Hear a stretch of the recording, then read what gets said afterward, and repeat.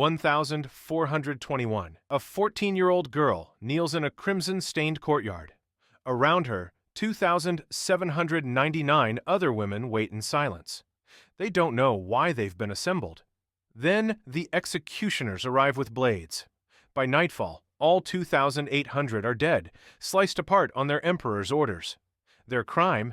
Existing in the wrong place at the wrong time. This wasn't an isolated massacre.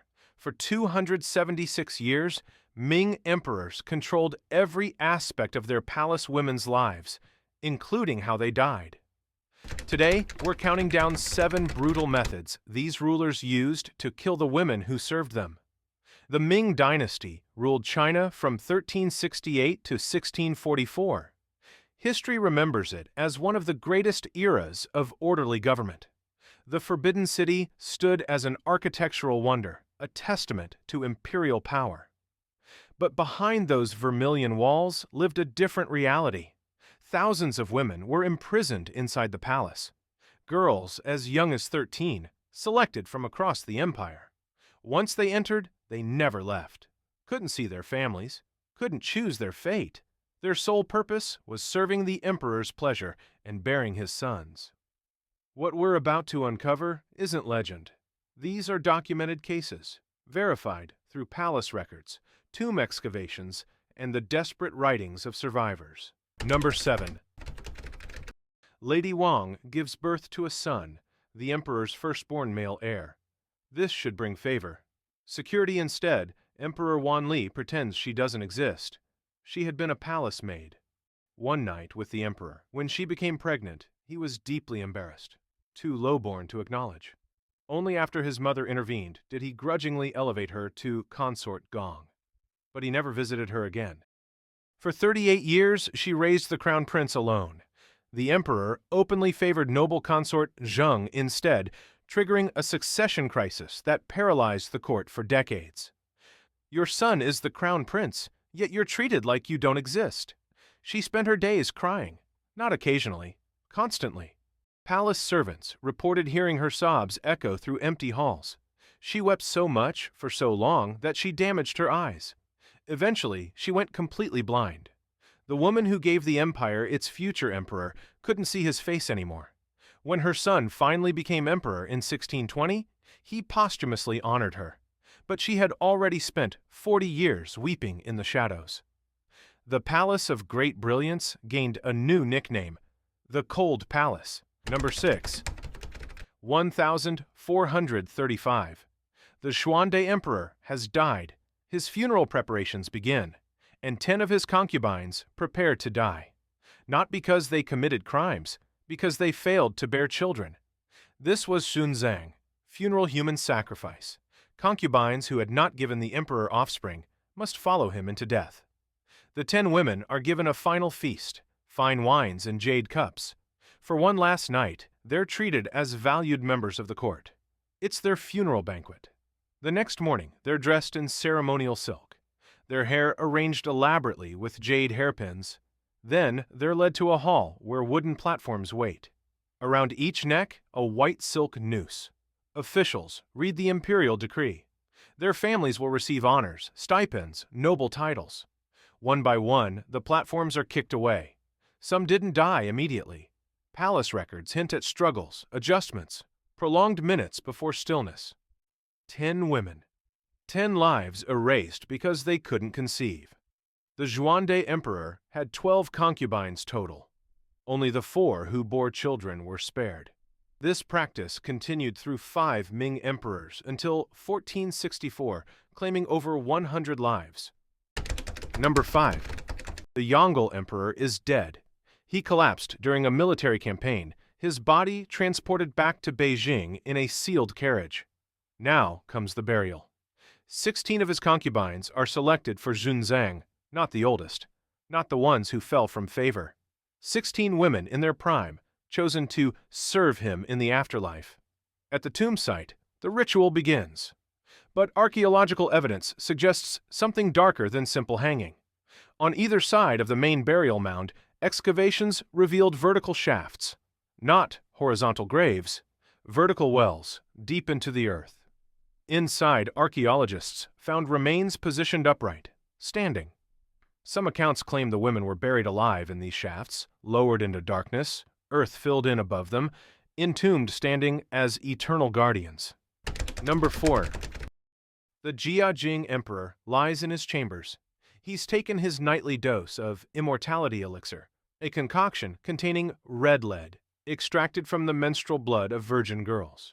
To ensure purity, the emperor requires palace maids aged 13 and 14 to eat only mulberry leaves and drink only dew collected from plants each dawn. They rise before sunrise, scraping moisture from leaves with jade hairpins. In winter, their hands freeze. Many fall ill. Those who sicken are beaten. Tonight, 16 of these young women have had enough. Yang Jinying leads them. They slip into the chamber as the emperor sleeps. 16 pairs of hands press down his limbs. Others cover his face with cloth. Yang loops a silk rope around his neck. They pull. The emperor jerks awake, thrashing, but they hold him. Except Yang, in her panic, ties the rope wrong, a dead knot. Minutes pass. Fear replaces determination. One of them, Zhang Jinlian, breaks. She runs, finds Empress Fang, confesses everything. The empress arrives with guards. The would-be assassins are captured. The emperor lies unconscious but alive. Empress Fang's decision is instant. All 16 will die by lingqi, death by 1,000 cuts. Small incisions, carefully placed to avoid major blood vessels. Their bodies are displayed on hooks outside the palace gates. Number 3. Same night, Lady Cui returns from her bath. Guards seize her immediately. She's dragged before Empress Fang. The empress has questions. Why did this happen in your chambers? Were you involved? Consort Duan wasn't present during the attack. She was bathing elsewhere. She knew nothing. But she's the emperor's favorite. The woman Empress Fang has resented for years. The empress sees an opportunity. She declares Consort Duan guilty of conspiracy, failing to report treasonous intentions. No evidence, no trial. Just an accusation from an empress who has final authority while the emperor lies unconscious. Consort Duan is sentenced to the same death. Lingqi. Slow slicing. She's an imperial consort, not a criminal. She's done nothing wrong. Now she's being bound to the same execution scaffolds as the servant girls. The cuts begin, hours of agony. Her body dismembered piece by piece, displayed on hooks. When Emperor Jiajing regains consciousness, he's told everything. He's furious. He knew she was innocent. But Empress Fang acted while he was incapacitated. Now it's too late. The emperor later declares her innocence officially. But the damage is done. Being favored made you vulnerable. One jealous empress could end your life on false charges, and no posthumous justice would bring you back. Number 2. A warehouse keeper named Ji is pregnant with the emperor's child. She knows she needs to stay quiet. If anyone tells Lady Wan, the emperor's favorite concubine, both mother and child will die. Lady Wan is barren and pathologically jealous. For years, no children have been born in the palace. She maintains a network of eunuchs who inform her when any concubine becomes pregnant. Forced abortions, poison, mysterious illnesses. Sometimes babies are born and vanish. Sometimes mothers die with them. Lady Ji gives birth in secret, a boy. Palace servants hide the infant for 5 years until a eunuch, overcome with conscience, tells the emperor he has a son. Emperor Chenghua is shocked. He names the boy Crown Prince. Lady Ji is elevated to Imperial concubine. After 5 years of hiding, she's finally safe. Except she's not. Lady Wan is enraged. Shortly after Lady Ji's elevation, she dies. Historical records call it murder, but don't specify the method. Poison, most likely. She never sees her son grow up, never sees him take the throne. Her son, Zhu Yucheng, learns what happened. He grows up surrounded by palace violence. When he becomes the Hongji emperor, he does something unprecedented. He takes only one wife, no concubines. He becomes the only monogamous emperor in Chinese history, because he witnessed what polygamy created, what it cost his mother. Number 1. The Yongle Emperor has just unveiled the Forbidden City. Foreign ambassadors from dozens of nations have traveled to Beijing. It's a triumph. Behind closed doors, something is unraveling. A rumor spreads. One of the emperor's favorite concubines committed suicide after being caught with a palace eunuch. The implications are catastrophic. If the emperor was being cuckolded, he looks weak. His political enemies would seize on this. The timing couldn't be worse. Yongle makes a terrible decision. Everyone who knows about the affair must die. He orders the roundup of 2,800 women, concubines, palace maids, servants, some as young as 12. They're assembled in courtyards. They don't know why. They wait in silence, hundreds of them, in silk robes, morning sun glinting off jade hairpins. Then the executioners arrive. What follows is a massacre, not quick beheadings, for 2,800 women. The process takes all day and into the night. Screams echo through the halls. Meanwhile, foreign ambassadors enjoy Beijing's hospitality outside the palace walls. They have no idea what's happening inside. Lady Cui, one of Yongle's concubines, was in Nanjing recovering from illness. She missed the massacre. When she returned, she found devastation. In her memoir, she wrote, "There was sadness so profound in the palace that thunder shook the three great halls." She meant it literally. Shortly after the massacre, lightning struck the three main ceremonial halls of the brand new Forbidden City. They burned to the ground.